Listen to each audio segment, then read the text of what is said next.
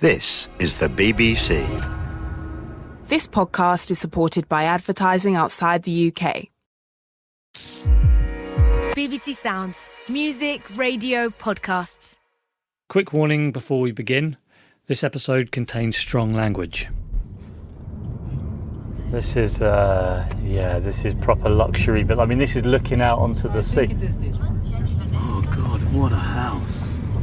Well, there's a security guard there. He's coming over. Здравейте. What should we ask? Hello. Yeah. We're looking for the house of Dr. Ruja Ignatova. Търсят къщата на госпожа Ружа Игнатова. It's this one. Yeah, okay. Do you know where she is? I have no idea where. Doesn't know where she is. One family! You're amazing, guys.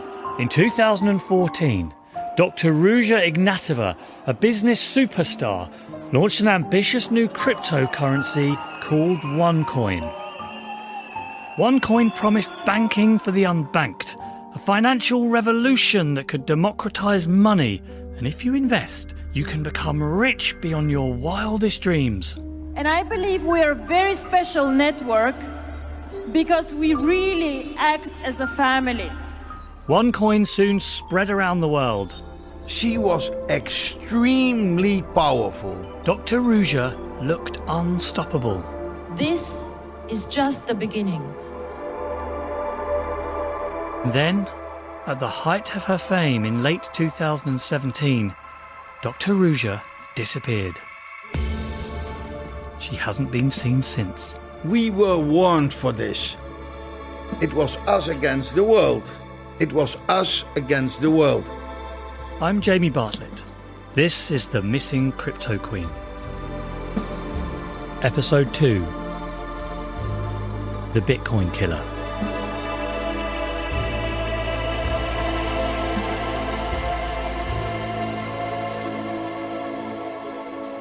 Why did so many people invest in OneCoin? I've been called a lot of things. It was partly because they believed in Dr. Ruja. And probably the best thing that the press called me was OneCoin, who is supposed to be the Bitcoin killer.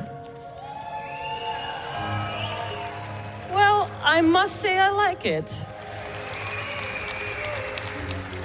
In 2 years, nobody will speak about Bitcoin anymore. But they also believed in something else, a strange and exciting new technology called blockchain. We will launch a new, more powerful blockchain than before.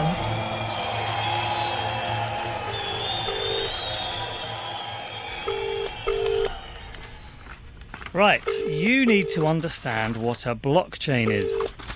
Hello. Hello, it's me. Oh, hello. You okay? Yeah. We're at the park with you, man. It's notoriously difficult to explain or understand this, so I thought if I can get my mum to understand blockchain, it will probably make sense to everyone. My mum has no interest in technology at all.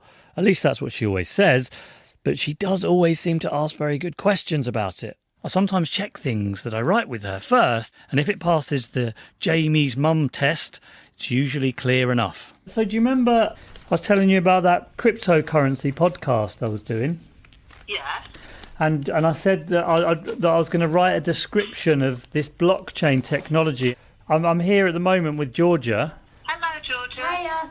And I was going to read it to you and then ask you to say if it made sense or if you understood it. Okay. you read it to me, Jamie, and then I will do my best to understand. Right, off you go. Okay. Why do you value the money that's in your pocket? It's because other people do.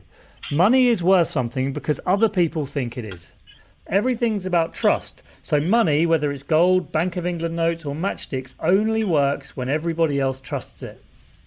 Now, for years, people had tried to create a digital money that other people could trust, but it always failed. This is because, imagine if I created an online currency called the Jamie dollar. What would stop me from giving myself $1 million Jamie dollars or stealing your Jamie dollars for me? Bitcoin was designed to be a solution to this problem, and that's why it became so popular. It has a special type of database called a blockchain. And a blockchain is like a huge book. And everyone who owns Bitcoin has their own copy of this book. So every time a Bitcoin is sent from me to Georgia, a copy of that transaction goes into everyone's book. People are excited about this because most normal databases, like an SQL database, has someone in charge who can change the entries. For example, me giving myself $1,000 Jamie dollars. But blockchain is different to normal databases because nobody, not the banks or the governments or the person who invents it, is in charge and can change it. It's run by the people who use it. Now there's some very clever mathematics behind all of this, but it basically means that bitcoins can't be faked, they can't be hacked, and they can't be double spent. So when people hold on to this digital money, they can trust that it has some value. All right, that's the end. Does that make sense to you? No, not really, Jamie, I'm sorry. Because I don't even understand the concept of how where you would spend this. Well, imagine, and rather than me saying I send my money to Georgia, and it's in the book, I could send my money to Tesco, and now it's in Tesco's account, and that's on the book. Okay, but do places like Tesco's accept Bitcoin then? Well, no, but they might one day. So in the meantime, is this like a big experiment then? To see if it works? Yeah, it does. Is it being spent? Maybe I need to work out a way of describing it better. I think so, but try again with a different approach. You never know. Thanks for your support. Okay. All right. Okay, Bye, speak to you Jamie. later. Bye. Bye. Georgia. Bye. Bye-bye. Mums, eh? This all sounds quite complicated, but by the end of the series it will be a lot clearer. All that matters for now is that blockchain is what makes these cryptocurrencies like Bitcoin work. What gives them value is that they can't be deleted or manipulated by someone in charge. And that idea is making a lot of people very excited. For its fans, this is a revolutionary new form of currency that isn't controlled by banks or governments. And if you get in early, it's the chance to make a fortune. It's a heady mix of spreading financial freedom and getting rich in the process. And sometimes it's hard to separate the two. But because it's quite technical, a lot of people are put off. The community of cryptocurrency is a bit arrogant, yeah. Dr. Rouge's genius, as she said in this interview from 2016, was to take all of this and make it available to the masses. So the idea was how to bring a good concept, an interesting concept, out to the people. In Scotland, Jen McAdam, who'd made her first investment of €1,000 in 2016, was getting more and more caught up in it, watching on her account as her coins went up and up in value. They appear in your account. You see these coins, you think, oh, it's like seeing 100, which I thought at the time, like Bitcoin, and you're going, oh my goodness, they've arrived. And then they start to say, but it's really life-changing if you buy because these packages start from €140, then it went to €500, €1,000, €5,000, and they all went up all the way at that point to 228,000. 228,000 euros for a package? Mm-hmm. Yep. Hence why I ended up buying the Tycoon package. How much was that? 5,000. So you went from 1,000 and then you spent another 5. How long after was... 1 week. 1 week? Yeah. And already there's been, through family and friends, but mostly friends, there's already $250,000 collectively we've purchased in OneCoin packages. Wow. $250,000. $250,000.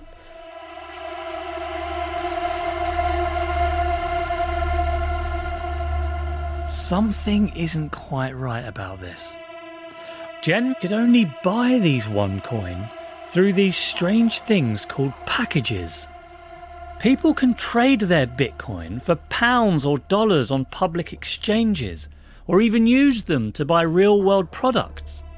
I've bought coffee with Bitcoin, and thousands of shops around the world accept it as a form of payment. But even though the price of Jen's OneCoin was going up quickly in value, just like Bitcoins had, she couldn't actually exchange them into a usable currency or spend them on anything. They just sat there in her account. This is Bjorn Bjerke. Bjorn is a blockchain specialist who's worked for big businesses like Ernst & Young. It was the summer of 2013. I had parental leave because I had gotten a daughter. And I used most of that rest of the year and most of 2014 trying to hack Bitcoin. I was unable to hack it, of course. But Bjorn became hooked and started working full-time in developing blockchain technologies. And then, in 2016, he was approached by a recruitment agent with a curious job offer. He said it was a cryptocurrency startup in Bulgaria. He was interested in, my profile and if I could fit as their global CTO, Chief Technical Officer. And if I was interested, and I said, well, what's the company's name? And he didn't want to say it. There was a lot of good things. I would get an apartment in Bulgaria, I would get a car, I would get a quite large salary. How much? And probably about £250,000 yearly. Wow. So that was quite high. I was thinking, well, what is my job going to be? Like, what are things that I'm going to have to do for this company? And I said, well, first of all, they need a blockchain. They don't have a blockchain today. I said, what? You told me it was a cryptocurrency company. He's like, yeah, there's a cryptocurrency and it's been running for a while, but they don't have a blockchain, so we need you to build a blockchain. So what are you assuming at this point? That there's a database that they have created, pretending to have a cryptocurrency, but running it through a normal database? Exactly. I said, what is the company's name? And then he said, it's OneCoin. I called back Monday morning to tell them that I didn't want to take the position. This is right in beginning of October. October 2016. Yeah. And those dates are very important when you go back and see what happened to the company around that time. One family. Today is really a very, very special day. On the 1st of October 2016, Ruja was on stage in front of the whole community, releasing the new blockchain that they had made. Today, we will be switching on the new blockchain. OneCoin will become officially the #1 cryptocurrency globally.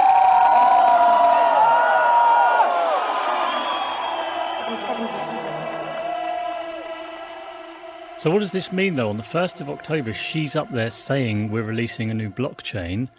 Why does that date really matter? Ruja's up on stage releasing the new blockchain, and 6 days later, I'm being proposed as their new global CTO to build a blockchain for OneCoin. I know they didn't have a blockchain. They couldn't have. How serious is it? Trying to figure out how serious it is to say you've got a blockchain when you've only got a normal database. If you put something into a database, that can be changed. You might have a log of the change, but you might also not have a log of the change. If you put something into a blockchain, you cannot change it, ever. It's like carving something into stone. It's an irreversible system. So what does this mean then, that someone who's running OneCoin, what are they therefore able to do if they're just running all this on a database rather than on a blockchain? They can control the system. Does that mean they can manipulate the price and the trading and everything like that as well? There is no price to OneCoin. It's just a number that Ruja came up with and saying that that's the price of OneCoin. So were they just randomly setting just saying numbers, saying prices that people were believing, represented the Yes. value of their coin? Yes, exactly. It's pretty clever. Don't you think it's quite... extremely clever. It's extremely scary to me that someone would invest in something that they don't understand. If you're going to invest in cryptocurrencies, you need to know how a blockchain works. If you don't know how a blockchain works, you're never investing, you're gambling. In 2016, after investing 10,000 euros of her own money and encouraging friends and family to invest 250,000 of theirs, OneCoin investor Jen McAdam received an invitation from a stranger on the internet. He claimed to be a good Samaritan, someone who studied OneCoin carefully and wanted to speak to people who'd invested. Reluctantly, Jen agreed. OneCoin is not a cryptocurrency. There is no blockchain, and I can prove it.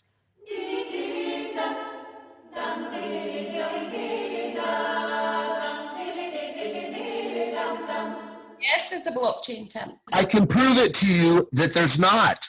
Well, then prove it to me. I'll fucking prove it. I have never met anybody like that. I don't give a shit. It's a fucking scam. It's a fucking scam. The man was Timothy Curry, a Bitcoin enthusiast and advocate for cryptocurrency adoption. He believed that OneCoin would give cryptocurrencies a bad name and wanted to stop it. For me, this is the biggest scam in the world right now. Do you understand? It's the biggest scam in the fucking world. The way that you're speaking, it's disgusting, and and people have to take you serious. Oh, come on. And now I'm in a hotel room in Glasgow, sitting with Jen as she listens back to that message. I understand what I'm talking about. I've investigated this and OneCoin more than... Why are you laughing? 99.9. Because he's so passionate to tell the truth. What is your name? Is it Tim? Is it Timothy? It's Timothy Curry. You can look me up on LinkedIn. What's your correct name? Timothy Glenn Curry. Curry. I'm not even taking in what he's really saying. You know? This man's trying to help you. He's trying to help me, but I don't see it like that. I mean, how do you feel looking back at yourself? Oh, so good. I just feel I want the ground to open up, and because of what I know now. But that was me. I think so. I look at it and I go, who is that person? Who is that woman? And it's me. I didn't really know at that point still how blockchain technology worked. So he sent me loads of information through, which took me 3 months to eventually go through and digest it, to understand it. So the things he sent you, slowly you did start looking at. You did start reading. Oh yeah, Once it started digesting, then that's when serious red flags were popping up. So I started asking my OneCoin leaders, was there a blockchain? And I want answers. And that's when I get the voice message back. Okay, Jen, is there a blockchain and where is it? His words are read by an actor. Yes, there is a blockchain. The reason they can't disclose it is mainly because One Life Group is a very big network and they don't want to disclose that kind of information, just in case something goes wrong where the blockchain is being held. And plus, as an application, it doesn't need a server behind it. So it's our blockchain technology, a SQL server with a database. Well, I knew at this point the information that Tim had gave, I'd started to do my own research and learn more about blockchain technology. And I knew a SQL server database couldn't create genuine cryptocurrency.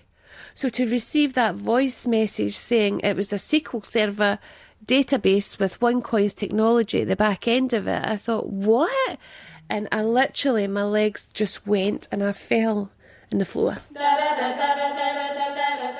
By this time, Jen was talking almost every day with Tim.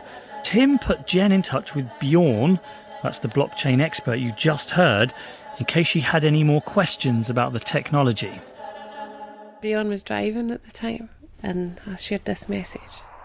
Did he just say that it's a blockchain technology on an SQL database? He just said that. I listened to it 3 times. Blockchain technology on an SQL database? What the fuck is that? I just can't believe what I just heard. He said blockchain technology on an SQL database. That proves my point. Like, I mean, hello? Bells ringing. You just mouthed the bells ringing bit. It feels like you may have listened to that more than once. That moment when you realise that there's no blockchain and the kind of penny drops that there's nothing here. This is just a fake currency. Just remind me of the date. That was... So around about 5th, 6th of April 2017. Almost exactly 2 years ago. I can still see your face when I just mention that moment. Your sort of shoulders fall and you... I find it hard even to speak about it. How much money did you think you had? It was 10,000 in total. I invested gradually 100,000 euros in digital currency. So that's what the value was. Yeah. My friend didn't have any savings, and I bought her first package, and then later on she decided to get a loan and a couple of £1,000 loan and buy more packages. So how a couple of £1,000? I mean, what does that mean to her financially? Oh, that's a lot of money. She don't have it. So I understand it. Did you go actually out there to tell other people to invest as well? What initially happened was it's just your friends, and then it spreads like wildfire, like Chinese whispers. I think of all my friends and family. It's $250,000, and I gave it to OneCoin. That money, I gave it to them. Forget all the technical details, and it doesn't matter if you don't know what an SQL database is, because this is actually very simple.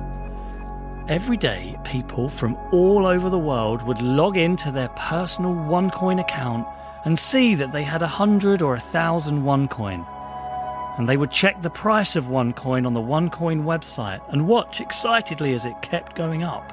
And all of that was secure, safe and trustworthy because it was recorded on this blockchain, so it couldn't be manipulated or deleted. But the coins were fake. The 10,000 euros that Jen invested, which she thought was now worth over 100,000 euros in OneCoin, was just a number that someone in an office in Bulgaria had made up and could delete just as easily. OneCoin is not a real cryptocurrency. It's just pretending to be one.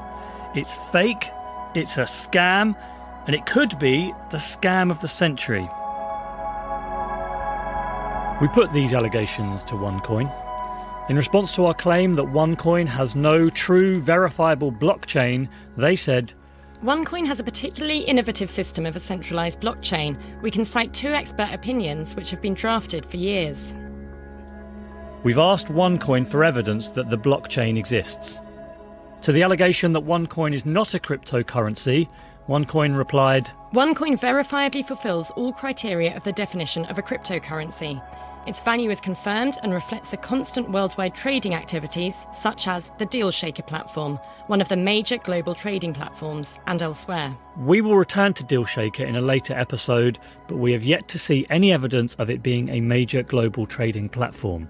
To the allegation that millions of people around the world who have invested in OneCoin cannot exchange or spend their OneCoin, they responded, As we have explained continuously, it is OneCoin's aim to expand the markets and the possibilities of OneCoin's fungibility. We are working hard on this each day. Trading, OneCoin says, is slowed down by authorities, regulators, and, this is their word, haters. We have asked OneCoin for further proof or evidence against any of our claims, and if we get any proof, we'll include it later in the series. OneCoin does not deny that it cannot be traded openly, and it did not meaningfully respond to the question challenging the repeated promises to launch OneCoin openly. I'm going to say this because it's important for me. My dad had died. He was 92. I only lost him the year before. He was a miner. Worked down the most horriblest conditions.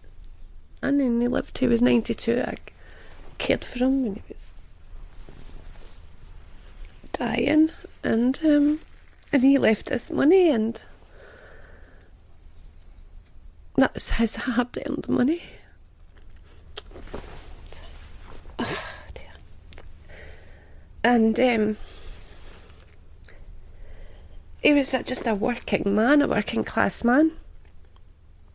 And that money that he left to me, I honestly thought I was doing good with it for my family.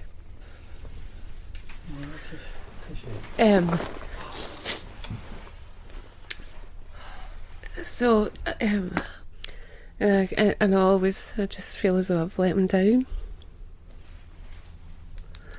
For being so stupid.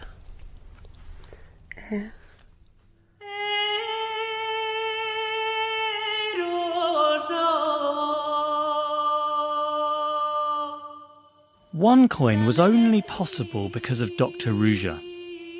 Whenever we see complicated technology that we don't understand, we make a judgment about it based on things we do understand, like the fact that the boss was an inspirational, successful businesswoman. Dr. Ruja's magic trick was to use the hype and terminology of legitimate cryptocurrencies so ordinary people like Jen couldn't tell the difference between the real and the fake.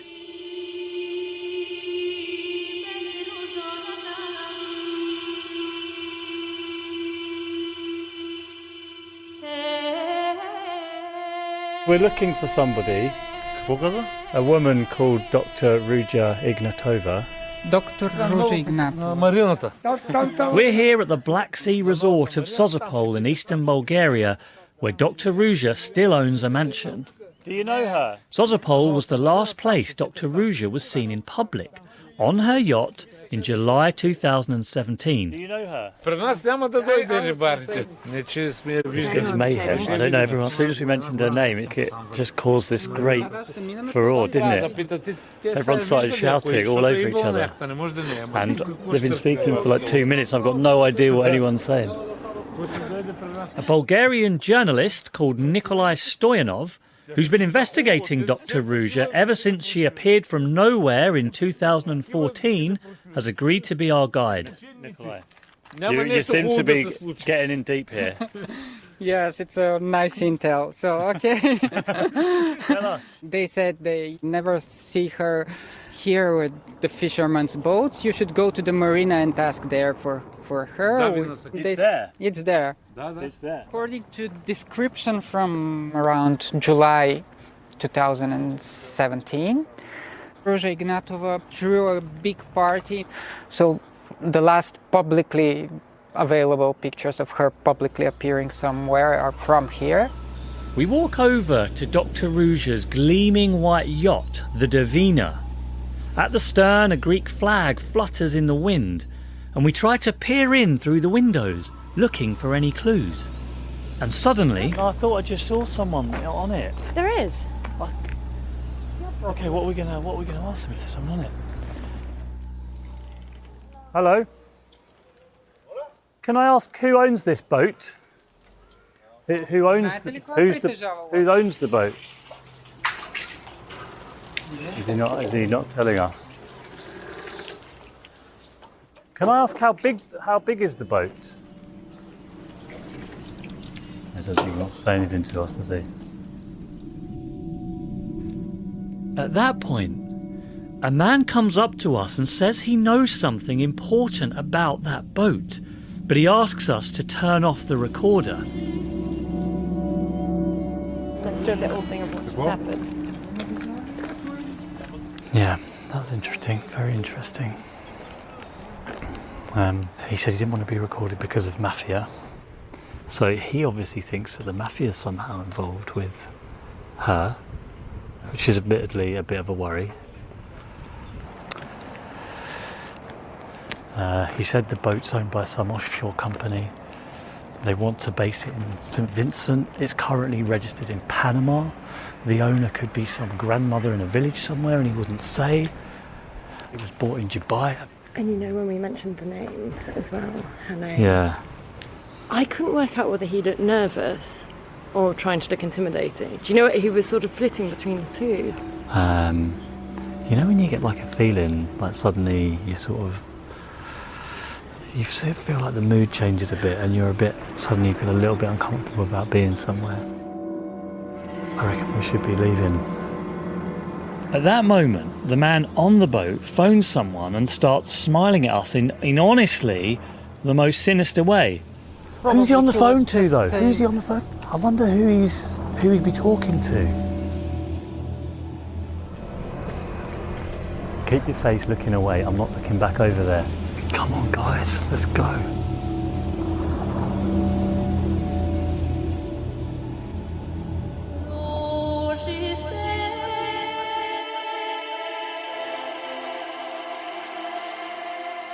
When we started recording this series in spring this year, we thought we were looking for a missing billionaire. But now we seem to be entering a world that's far murkier than we thought. Bjorn Bjerke is the blockchain specialist who turned down a job at OneCoin. You decided to sort of blow the whistle on it, and I just wonder what sort of comeback you've had when you've been speaking out about this. If I knew what I had to go through, I would have never blown the whistle. I would have just turned my back and walked away. Well, what sort of thing were you worried might happen? Getting shot. Serious? Yes. Who would do that?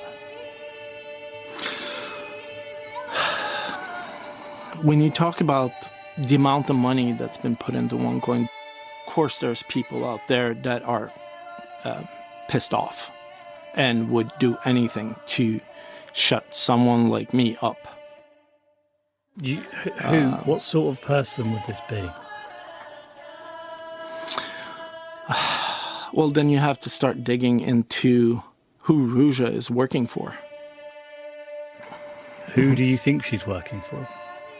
I can't discuss that. It starts to get very, very, very scary, very, very, very fast. It starts to get really, really bad.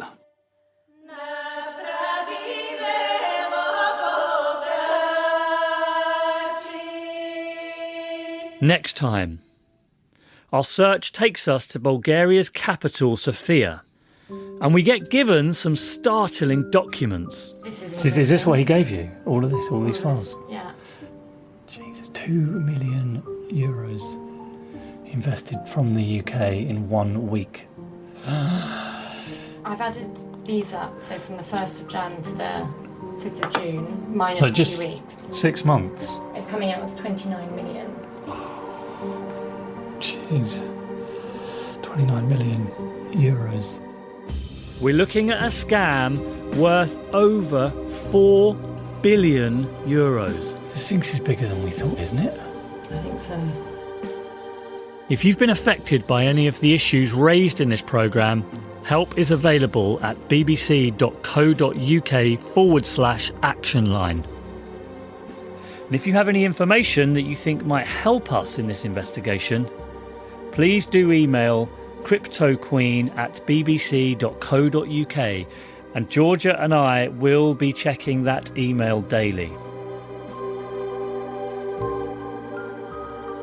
The Missing Cryptoqueen was presented by me, Jamie Bartlett. It was written and researched by me, Jamie Bartlett, and Georgia Catt. And Georgia Catt was the producer. The story consultant is Chris Berube, and Philip Sellers is the editor. Music and sound design from the amazing Phil Channel, and we're really excited to say that we have vocals especially composed and performed by Desislava Stefanova, and the London Bulgarian Choir, just for the Missing Cryptoqueen. It is a radio documentaries production for BBC Sounds. Honey, keep being fabulous. Hi guys, it's Gemma Collins here, recording my very first podcast. You're just going to realise I might be a star, but I'm just exactly like you. How can I help you? You're going to hear my views, bit of glamour,